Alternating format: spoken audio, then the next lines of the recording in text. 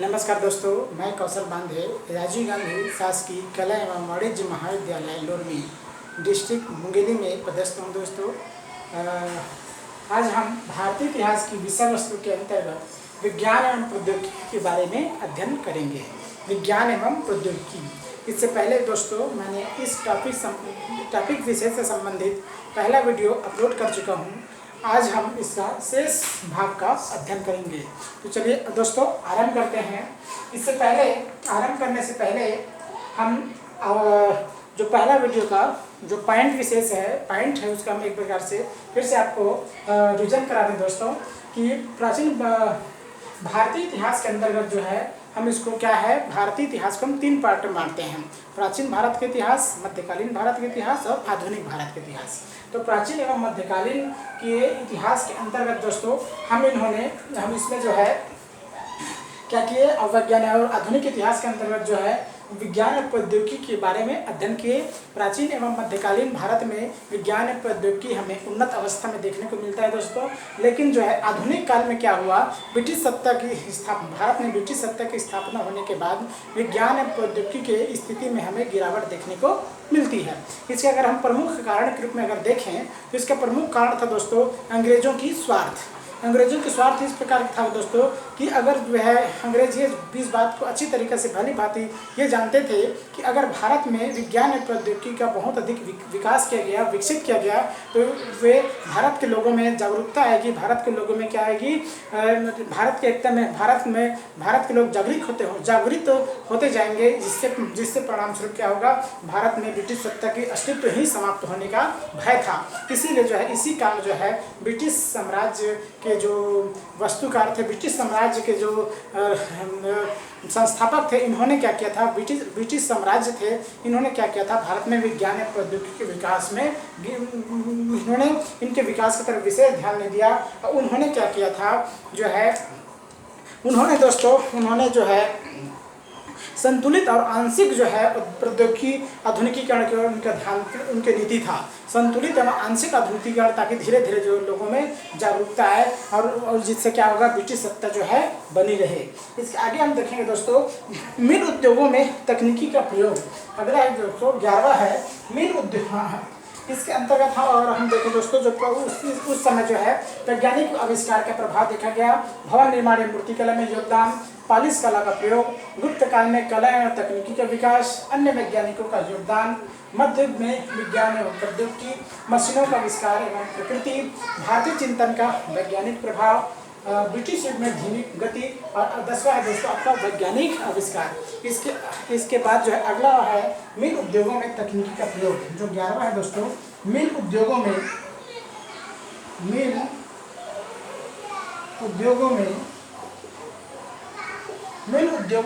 तकनीकी का प्रयोग।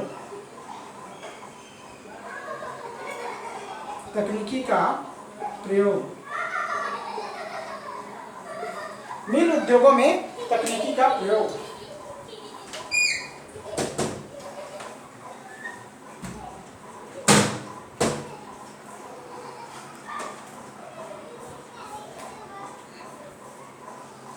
मील उद्योगों में तकनीकी का प्रयोग। इसके अंतर्गत अगर हम देखें दोस्तों 19वीं शताब्दी के उत्तरार्ध में मशीनों द्वारा संचालित विभिन्न उद्योगों की स्थापना से ही भारत में वैज्ञानिक व तकनीकी उत्थान संभव हो सका। इसमें क्या हुआ दोस्तों 19वीं शताब्दी के उत्तरार्ध में मशीनों द्वारा संचालित विभिन्न उद्योगों की स्थापना से ही भारत में वैज्ञानिक व तकनीकी उत्थान संभव हो सका। सन 1853 ईस्वी में मुंबई में प्रथम कपड़ा मिल की स्थापना के बाद क्या हुआ दोस्तों, सन 1853 ईस्वी में बम्बई में प्रथम कपड़ा मिल की स्थापना के बाद 1789 ईस्वी में कपड़ा मिलों की संख्या बढ़कर क्या हो गया, 56 हो गई। यानी धीरे धीरे क्या हुआ दोस्तों, विज्ञान और प्रौद्योगिकी में वृद्धि होने के कारण जो है कारखानों के जब प्रथम कपड़ा मिल जो है सन 1853 में बम्बई में स्थापित की गई। उसके बाद सन 1879 ईस्वी के आते आते तक जो है इनकी कपड़ा मिलों की संख्या बढ़कर 56 हो गई दोस्तों। इस प्रकार जो है बंगाल में प्रथम जूट मिल की स्थापना जो है 1855 में इसमें की गई, जो सन 1882 ईस्वी तक जो है कपड़ा जो है जूट मिलों की संख्या जो है 20 तक पहुंच गई।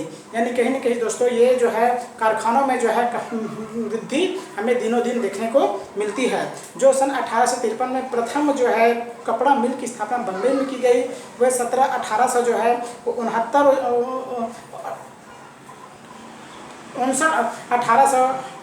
1879 ईस्वी तक दोस्तों 1879 ईस्वी तक जो है 1889 ईस्वी तक इनकी जो है कपड़ा मिलों की संख्या जो है बम्बई में जो प्रथम कपड़ा मिल स्थापित की गई थी, अभी 1889 ईस्वी तक जो है इनकी संख्या 56 तक पहुंच गई। उसी प्रकार दोस्तों जो प्रथम जूट मिल की स्थापना जो है बंगाल में की गई थी 1855 ईस्वी में। प्रथम जूट मिल की स्थापना 1855 ईस्वी में बंगाल में की गई। अब जो है 1882 ईस्वी तक आते आते इनकी कपड़ा मिलों की संख्या कितने पहुंच गई, 20 पहुंच गई। और 20वीं शताब्दी के आरंभ में भारत में कपड़ा मिलों की कुल संख्या 206 हो गई, जिसे वैज्ञानिक और प्रौद्योगिकी प्रगति का स्पष्ट प्रमाण जो है कहा जा सकता है। इस प्रकार जो है मिल उद्योगों का तकनीकी का प्रयोग, मिल उद्योगों में क्या हुआ दोस्तों, वैज्ञानिक एवं तकनीकी उद्योगों का प्रयोग हुआ। परिणाम स्वरूप जो है धीरे धीरे जो है ये जो है मिल जो है कपड़ा उद्योगों की स्थापना में जो है बहुत अधिक हमें वृद्धि देखने को मिलती है। अगला है दोस्तों विज्ञान एवं तकनीकी का विकास। 12वां है दोस्तों, 12वां है आपका विज्ञान एवं तकनीकी का विकास। विज्ञान एवं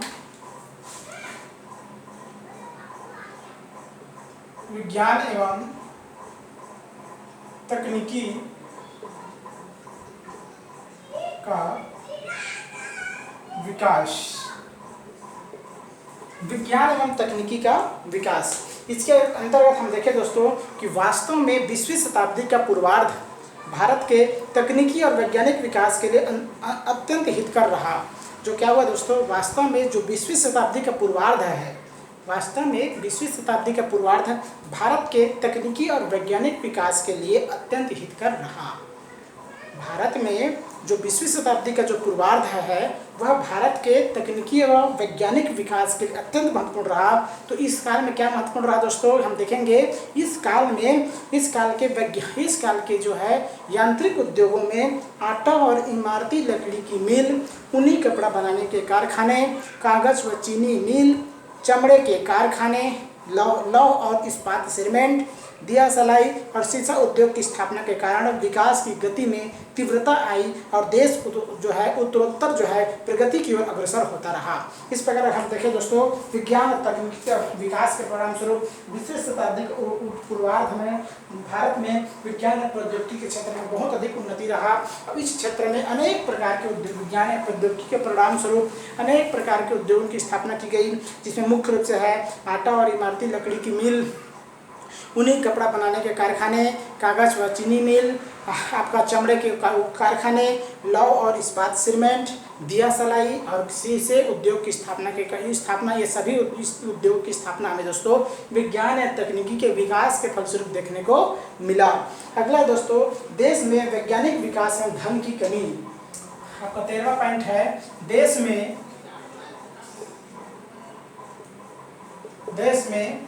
वैज्ञानिक विकास।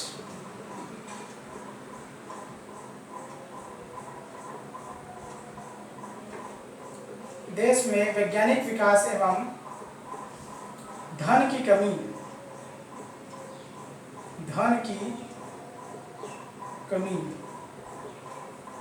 देश में वैज्ञानिक विकास एवं धन की कमी। सोने की चिड़िया कहे जाने वाले देश विदेशी आक्रमणकारियों की लूटमार और अंग्रेजी शासन के शोषण का शिकार होकर आर्थिक रूप से जर्जर हो गया था। अगर हम देखें देश में वैज्ञानिक विकास में धन की कमी, अगर उस समय हम देखें दोस्तों कि सोने की चिड़िया को उस समय जो है भारत देश को क्या कहा जाता था, सोने की चिड़िया कहा जाता था दोस्तों। और जब भारत में ब्रिटिश सत्ता की स्थापना हुई, भारत जो है ब्रिटिश उपनिवेश बना, तो ब्रिटिशों के द्वारा जो है भारत की धन संपत्ति को, सोने की धन संपत्ति को इतना अधिक शोषण किया गया, इतना अधिक जो है भारत की संपत्ति को ब्रिटेन ले जाया गया। इस प्रकार कहा जाता है कि भारत जो सोने की चिड़िया कहा जाता था, उसकी सोने की चिड़िया का पंख ही नोच डाले थे अंग्रेजों के द्वारा अंग्रेजों ने दोस्तों। इस प्रकार अगर हम भारत में देखें तो सोने की चिड़िया कहे जाने वाले देश विदेशी आक्रमणकारियों आक्रमणकारियों की लूटमार और अंग्रेजी शासन के शोषण का शिकार होकर आर्थिक रूप से पूरी तरह से जर्जर हो गया था। भारी उद्योगों की स्थापना हेतु यहाँ पर संयंत्र भी उपलब्ध नहीं थे। भारत में जो है भारी उद्योग की स्थापना करने के लिए संयंत्र भी यहाँ उपलब्ध नहीं थे। अभियांत्रिकी से संबंधित उद्योग भी अत्यंत जो है छोटे स्तर पर कार्य कर रहे थे। भारत में जो इंजीनियरिंग उद्योग थे दोस्तों, जो अभियांत्रिकी से संबंधित जो उद्योग थे वे तो भारत में स्थापित तो किए गए थे, लेकिन जो है ये छोटे स्तर पर ये उद्योग जो है हमें छोटे स्तर पर ये उद्योग स्थापित किए गए थे। भारत में इस्पात का उत्पादन सर्वप्रथम 1913 ईस्वी में हुआ। अगर हम देखें कि दोस्तों भारत में इस्पात का जो है उत्पादन जो है सर्वप्रथम जो है 1913 में हुआ। भारत में इस्पात का उत्पादन 1913 में हुआ। विद्युत के क्षेत्र में भी भारत की स्थिति संतोषजनक नहीं थी। अगर हम बिजली उद्योग के स्थिति में देखें, बिजली उद्योग के क्षेत्र में देखें दोस्तों, तो यहाँ भी हमें स्थिति संतोषजनक नहीं थी।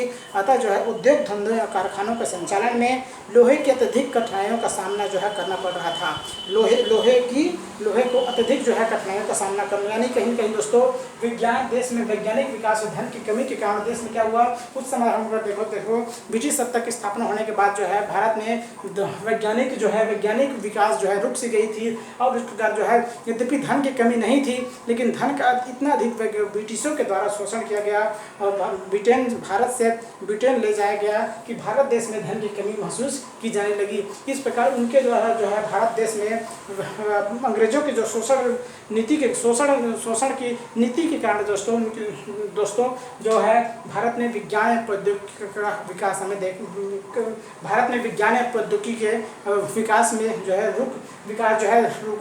विकास एक प्रकार से रुक सी गई थी और जो है धन की कमी यहाँ महसूस की जाने लगी थी। अगला है दोस्तों कच्चा माल की कम कीमत पर खरीदी। कच्चा माल की 14 है दोस्तों आपका कच्चा माल की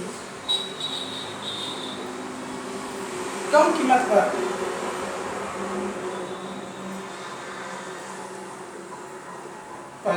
खरीदी। कच्चा माल की कम कीमत पर खरीदी। कच्चा माल की कम कीमत पर खरीदी।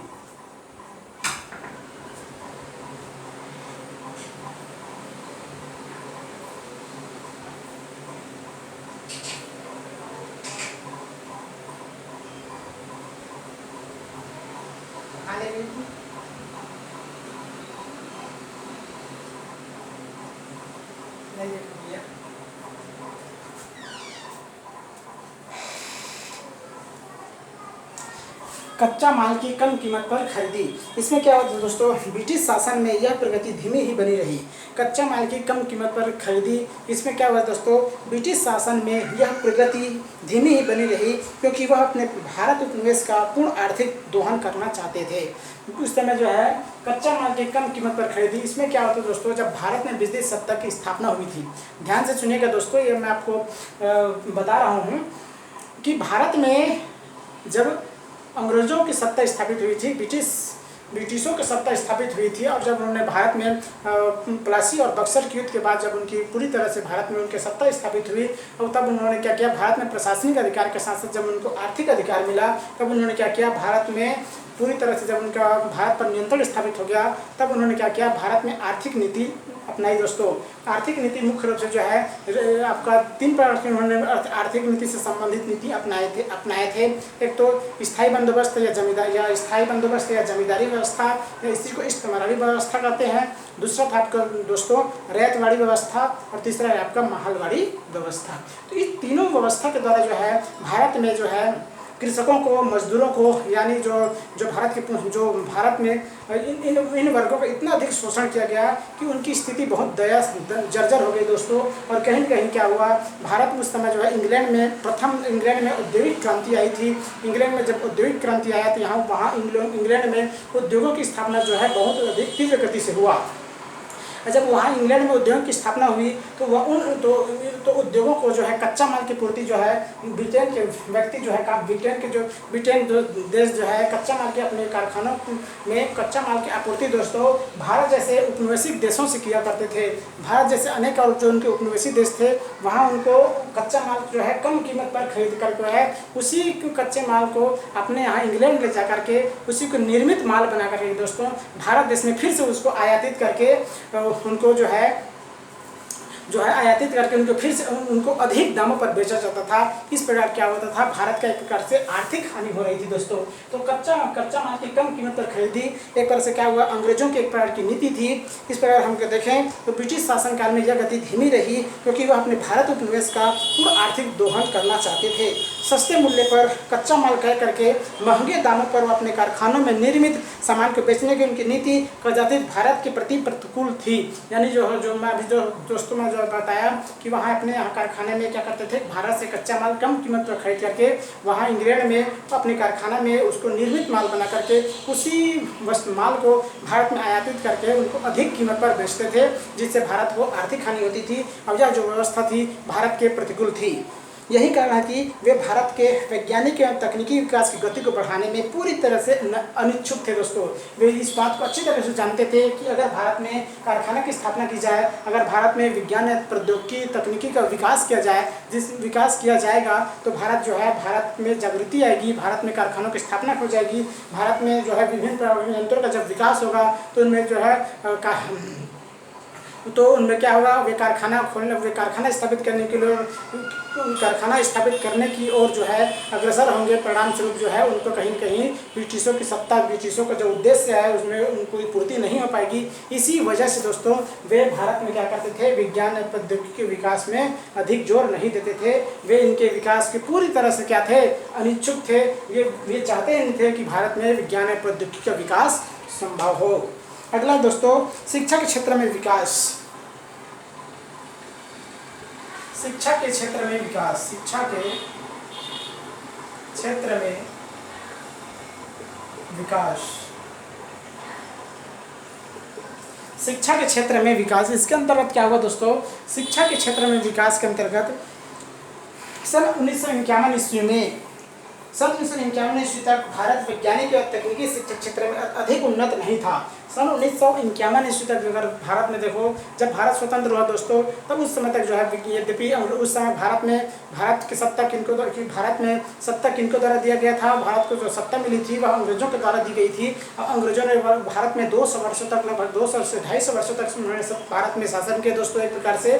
तब उन्होंने क्या किया था, भारत में वैज्ञानिक प्रौद्योगिकी विकास को पूरी तरह से जो है अनिच्छुक थे। वे भारत में प्रौद्योगिकी एवं तकनीकी का विकास नहीं करना चाहते थे। और जब भारत में सन 1947 ईस्वी में, जब सन 1947 ईस्वी में जब भारत को स्वतंत्रता मिली तो उस समय तक अगर हम देखें विज्ञान और प्रौद्योगिकी की स्थिति जो है बहुत ही नगण्य थी दोस्तों। इस तो शिक्षा क्षेत्र में विकास धीरे धीरे क्या हुआ दोस्तों, सन 1951 ईस्वी तक अगर भारत जो है वैज्ञानिक और तकनीकी शिक्षा क्षेत्र में अधिक उन्नत नहीं था। सन 1939 ईस्वी के बाद पश्चिमी सभ्यता के संपर्क में आने के बाद भारत के लोगों ने यह अनुभव किया कि उनके विकास के कारण उनकी वैज्ञानिक और तकनीकी उन्नति है। तो उन्होंने सन 1939 में जब जो है भारत का पश्चिमी सभ्यता से संपर्क, प्रत्यक्ष रूप से संपर्क स्थापित हुआ था दोस्तों, तब उन्होंने देखा कि पश्चिमी सभ्यता, पश्चिमी देशों के विकास का जो प्रमुख कारण है वह विज्ञान एवं तकनीकी के विकास है।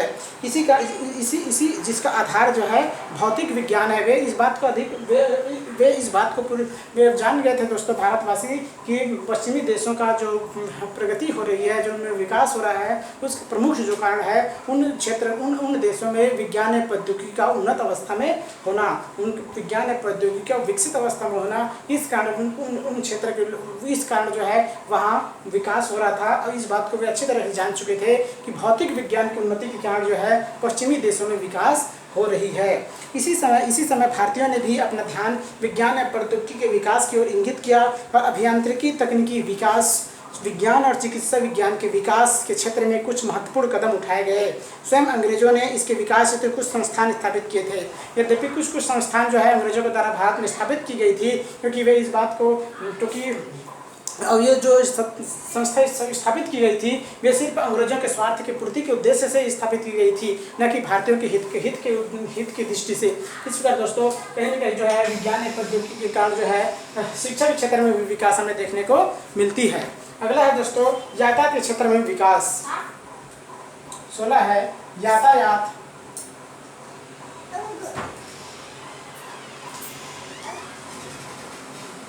यातायात के क्षेत्र में विकास।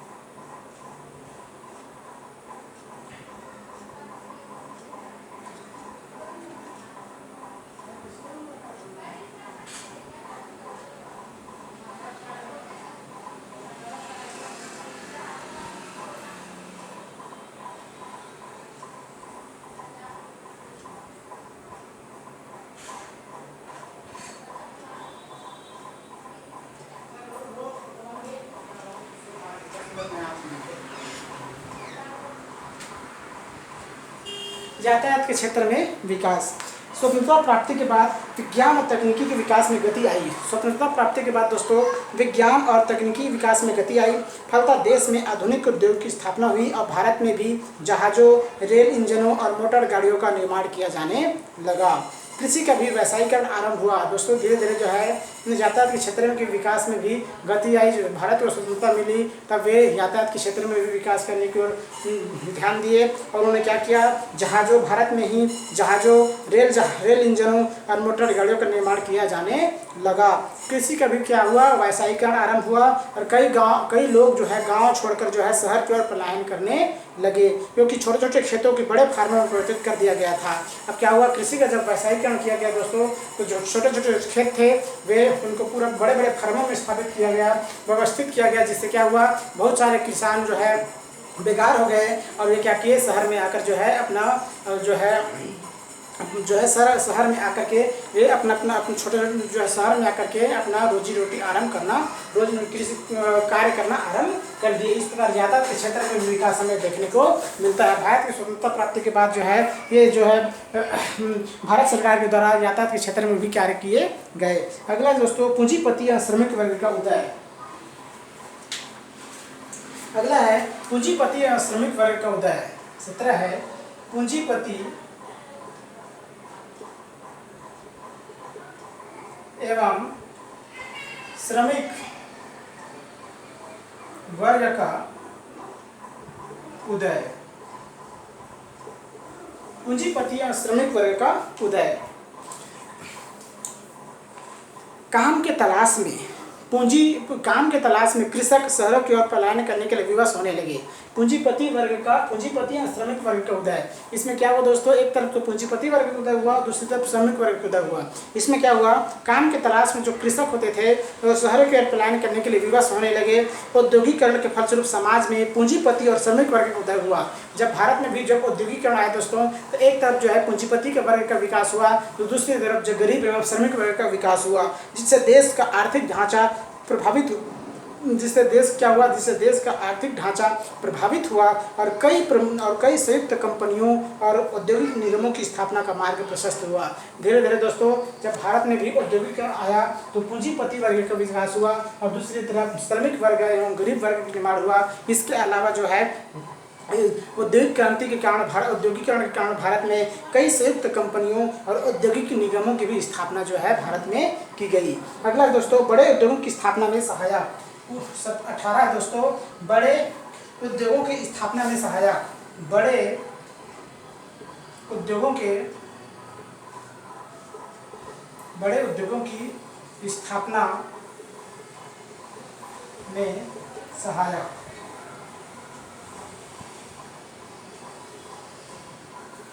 बड़े उद्योगों की स्थापना में सहायक। कहीं कहीं दोस्तों बड़े उद्योगों की स्थापना में सहायक औद्योगिक वैज्ञानिक एवं तकनीकी विकास के कारण औद्योगिक वैज्ञानिक एवं तकनीकी विकास के कारण देश में आवागमन और परिवहन के क्षेत्र में भी आश्चर्यजनक विकास हुआ। इसमें क्या हुआ दोस्तों, क्या हुआ, भारत देश में औद्योगिक क्रांति आई, वैज्ञानिक एवं तकनीकी विकास हुआ। इसके कारण क्या हुआ, देश में आवागमन और यातायात के क्षेत्र में भी, परिवहन के क्षेत्र में भी हमें आश्चर्यजनक परिवर्तन देखने को मिलता है। अब सामान को अब जो क्या हुआ, अब सामान को एक स्थान से दूसरे स्थान पर ले जाने के लिए अब क्या हुआ, अब सामान को एक स्थान से दूसरे स्थान ले जाने के लिए जल और स्थल मार्ग के साथ साथ वायु मार्ग का भी आरंभ हो गए जिससे समय और धन की बचत होने लगी। जिससे क्या हुआ, समय की भी बचत हुई और धन का भी बचत हुई। इस दृष्टि से भारत में स्थापित बड़े उद्योग अत्यधिक सहायक सिद्ध हुए। अगर इस दृष्टि से क्या हुआ, जब जो है जल थल एवं वायु मार्ग से भी जब आवागमन की सुविधा उपलब्ध हुई दोस्तों, तो जो भारत में जो उद्योग स्थापित की गई उनको जो है उनको कच्चा माल की पूर्ति के लिए या फिर उनके जो है निर्मित माल को एक स्थान से दूसरे स्थान ले जाने के लिए उनको किसी प्रकार का कठिनाइयों का सामना करना नहीं पड़ा। और जिसके कारण जो है आवागमन की सुविधा उपलब्ध होने के कारण उनको धन एवं जो है समय की भी उनकी बचत होना आरंभ हुई। इसके अलावा दोस्तों जब भारत में बड़े उद्योग की स्थापना में सहायक, इससे क्या हुआ, जब परिवहन एवं जब आवागमन एवं परिवहन की सुविधा उपलब्ध हुई, इससे जो है आवागमन के साधन में भी, आम जनता की आवागमन के साधन में भी किसी प्रकार की कोई कठिनाई नहीं हुई। इस प्रकार जो है इस प्रकार क्या हुआ, आपका भारत की स्वतंत्रता प्राप्ति के बाद जो है बड़े उद्योग की स्थापना में ये जो सहायक काम किए, जो परिवहन और उद्योग जो का विकास जब हुआ, विज्ञान और तकनीकी के धीरे धीरे विकास हुआ दोस्तों, जिससे बड़े उद्योगों की स्थापना की गई, संयुक्त उपक्रमों की स्थापना की गई, उद्यमों की स्थापना की गई। इस प्रकार जो है परिवहन एवं संचार ने क्या किए, बड़े उद्योग की स्थापना में बहुत अधिक सहयोग प्रदान किए। अगला दोस्तों रेल यातायात का विकास। 19वां है आपका रेल यातायात का विकास। रेल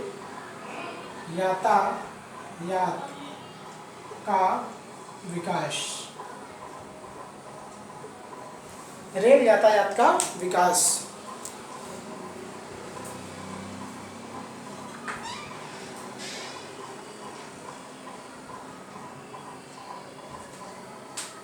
रेल यातायात का विकास। रेल यातायात का विकास। प्रारंभ में देश के प्रगति में रेलवे ने महत्वपूर्ण भूमिका अदा की दोस्तों। प्रारंभ में क्या हुआ, प्रारंभ में देश के प्रगति में रेल ने महत्वपूर्ण भूमिका अदा की। वर्तमान में भारतीय रेल व्यवस्था 6 भागों में विभाजित है। अगर हम वर्तमान क्या हुआ दोस्तों, प्रारंभ में रेल विभाग ने क्या किया, रेलवे ने महत्वपूर्ण भूमिका, देश की प्रगति में महत्वपूर्ण भूमिका अदा की है दोस्तों। अगर हम भारत में रेलवे के विकास को देखें दोस्तों, रेलवे का इतिहास देखें तो क्या हुआ, सर्वप्रथम जो है लॉर्ड डलहौजी ने सन 1853 में मुंबई से थाने के बीच जो है प्रथम रेल की स्थापना की थी। इसने दोस्तों लॉर्ड डलहौजी ने सन 1853 में, सन 1800 ध्यान से सुनिएगा, ये जो सन है ये कभी बार कंपटीशन में पूछा जाता है दोस्तों कि भारत में प्रथम रेलवे की स्थापना किसने की या कब हुई या कहाँ से कहाँ तक चलाई गई। तो जो है इस रेल की स्थापना करने वाले थे, भारत में रेलवे की स्थापना करने वाले जनक अगर हम मान सकते हैं दोस्तों, लॉर्ड डलहौजी थे। इन्होंने सन 1853 में बम्बई से थाने के बीच जो है भारत में प्रथम रेलगाड़ी चलाई। इसके बाद से दोस्तों भारत में रेल का विकास धीरे धीरे में रेल के विकास में धीरे धीरे वृद्धि हुई और यही रेलवे भारत के राष्ट्रीय एकता में भी महत्वपूर्ण भूमिका निभाई दोस्तों। इस प्रकार देश के राष्ट्रीय एकता में महत्वपूर्ण भूमिका निभाने के साथ साथ दोस्तों देश के प्रगति में भी रेलवे ने महत्वपूर्ण योगदान दिया है। वर्तमान में भारतीय रेल व्यवस्था जो है 6 भागों में विभाजित है। अगर वर्तमान समय में हम देखें तो भारतीय रेल जो है वह 6 भागों में विभाजित है। पहला क्या है दोस्तों, दक्षिण रेलवे। ध्यान से सुनिएगा दोस्तों, पहला है आपका दक्षिण रेलवे। भारत में जो वर्तमान समय में रेलवे है वह 6 भागों में विभाजित है। पहला है दक्षिण रेलवे, दूसरा है पश्चिमी रेलवे। पहला है आपका दक्षिण रेलवे, दूसरा है पश्चिमी रेलवे, तीसरा है मध्य रेलवे, चौथा है पूर्वी रेलवे और 5वां दोस्तों दक्षिण पूर्वी रेलवे के नाम से जाना जाता है। रेलवे की यह व्यवस्था भी भारत के वैज्ञानिक एवं तकनीकी विकास का स्पष्ट प्रमाण है। इस प्रकार हम देखें दोस्तों, भारत में रेल यातायात का जब विकास ये किस कारण हुआ? विज्ञान एवं प्रौद्योगिकी के उन्नति के कारण जो हुआ दोस्तों। विज्ञान एवं प्रौद्योगिकी के विकास के कारण जो है भारत में रेलवे का विकास हो चुका, और यही रेलवे जो है भारत में क्या किए? भारत के विकास में, भारत की प्रगति में इन्होंने बहुत ही महत्वपूर्ण योगदान दिए। अगला है दोस्तों, संचार साधनों के क्षेत्र में वृद्धि। दूसरा दोस्तों, संचार साधनों के क्षेत्र में वृद्धि। संचार साधनों के क्षेत्र में वृद्धि।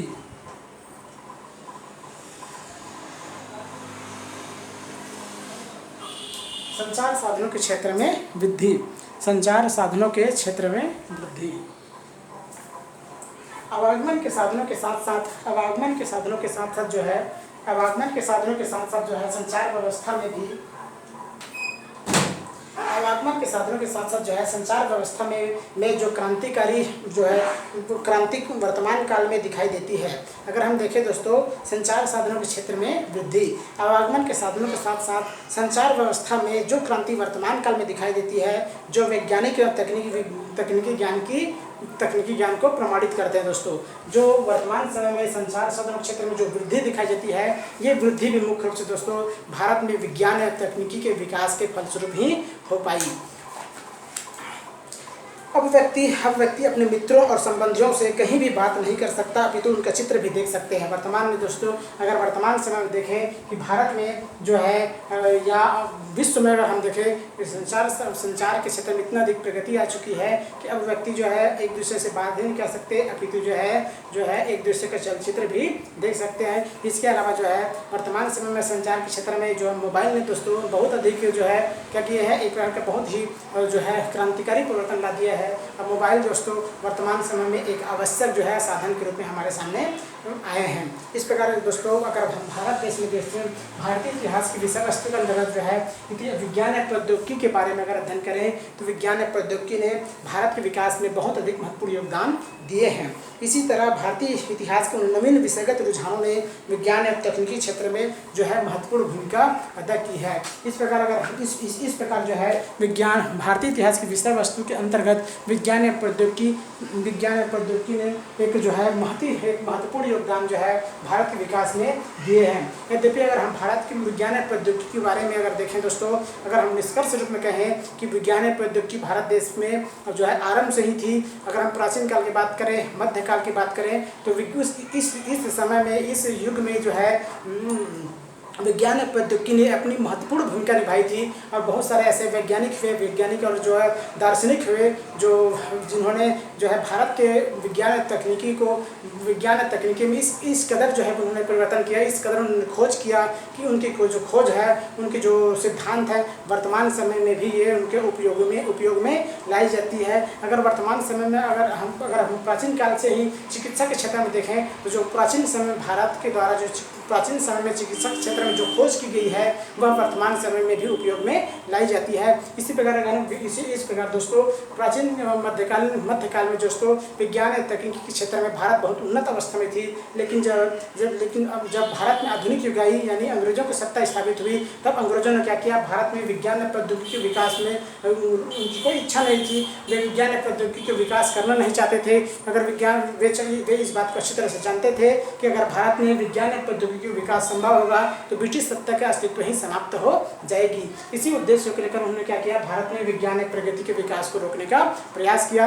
लेकिन जो है कालांतर में भारत सरकार, जब भारत को स्वतंत्रता प्राप्त हुई तब भारत सरकार के द्वारा विज्ञान और प्रौद्योगिकी विकास जो है बहुत उन्नत अवस्था में की गई। अगर हम वर्तमान समय में भारत में विज्ञान और प्रौद्योगिकी की बात करें तो वर्तमान समय में भारत की विज्ञान और प्रौद्योगिकी अन्य देशों की अपेक्षा जो है बहुत अन्य देशों की तरह दोस्तों विकसित देशों की तरह जो है बराबर स्तर में जो है आना आरंभ हुई है।